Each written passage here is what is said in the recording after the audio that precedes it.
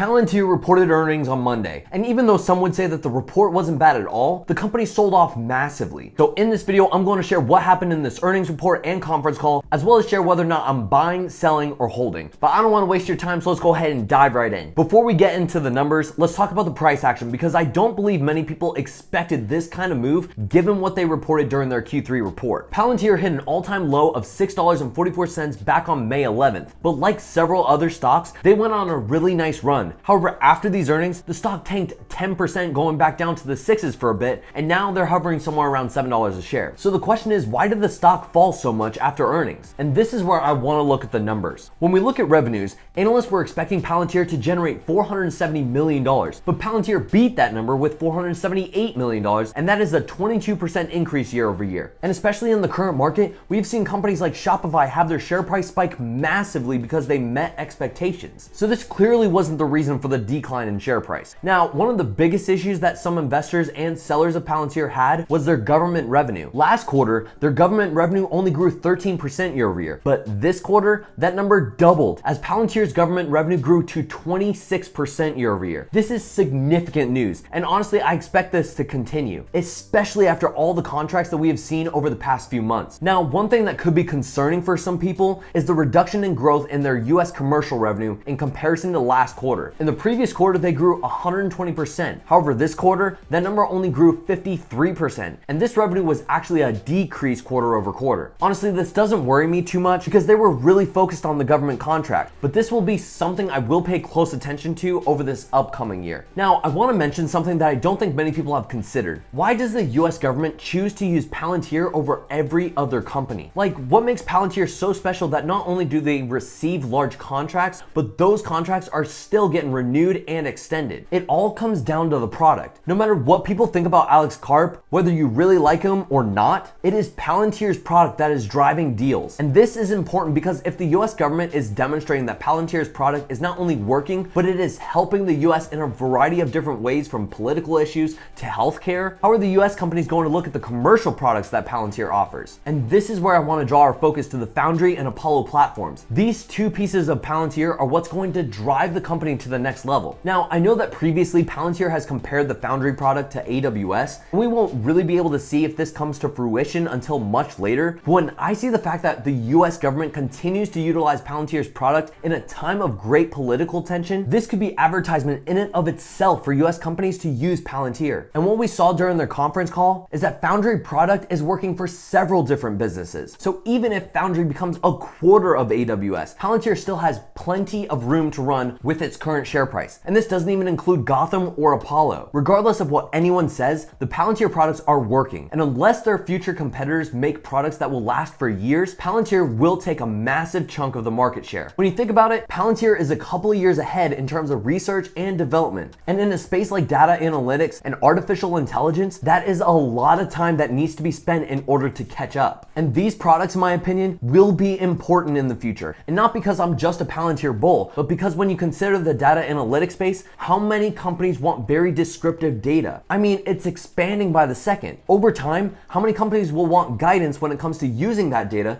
to generate outputs on what are some of the best business decisions? There is no question that businesses will want this over time. And until I see a very strong competitor pop out in the space, it's difficult for me to not see Palantir become a massive company. But the reality is that this space is big enough for multiple competitors, and that is something that I don't believe many people understand or believe. This TAM in the next 5 to 10 years is going to be enormous. And so I wouldn't doubt seeing 3 to 5 companies thrive in this sector. Another metric that showed solid growth was their customer count. They grew this metric 66% year over year. As an investor, I can't complain about this because this means that they are getting more deals, and I would much rather have more deals for a little bit less revenue than not as many deals with greater revenue. And the more Palantir sells their product, the more businesses get to experience the platforms and prove to other companies how good the product actually is. Also, when we look at the average revenue for their customers, there is a pretty good size difference year over year with 15% growth. I mean, think about it. Almost $50 million per customer. That is a lot. And what happens when they continue to expand their customer count? They could continue to get more and more of these higher revenue contracts. Okay, now let's talk about the balance sheet. The company currently has $2.4 billion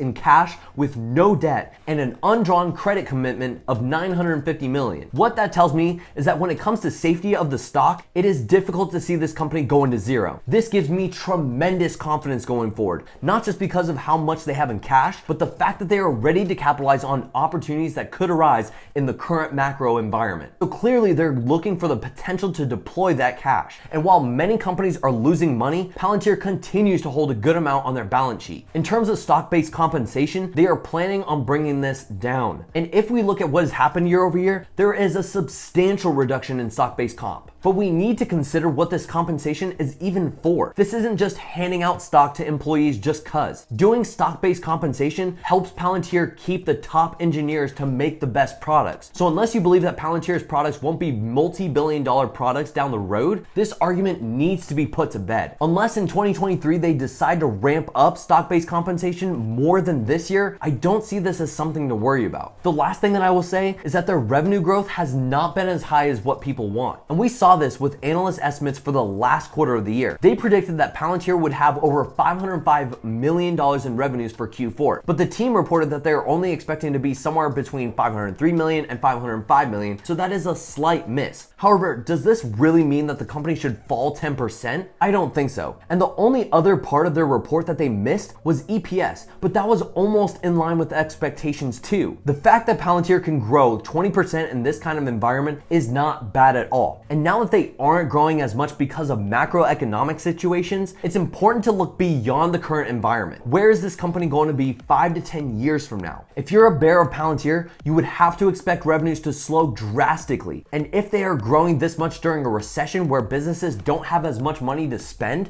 what is going to happen when they do have the money to spend? I mean, even in this kind of economy, they increased their deal value by 14% from $3.6 billion to $4.1 billion. The reality is that we're going to move toward more things using data analytics and artificial intelligence. And unless you believe that Palantir's product is not going to be useful 5 years from now, it's hard to justify Palantir's current share price. So in my opinion, the earnings report was not that bad. And this price action didn't justify what we really saw in the report. Here's something that I find interesting. Many investors that sold Palantir a couple of quarters ago predicted them to be a massive company. And because of their lower growth, they decided to sell because they expected those revenues to fall. I've said this before, perspective is key. What if instead of the company becoming $100 billion, which is what many people were expecting, they only became a $60 billion company? That would still be 4x the current share price. I would challenge you to run the numbers for yourself and figure out what you need to see from the company both in revenue and net income for the company to become big over time. When I think about their products and services 5 years from now and run my numbers, I can't see the company being anywhere near the current share price. They will be well established and their current customers will be using the product for a long time. So we will see what their track record really looks like. And even now they are bringing out new products and services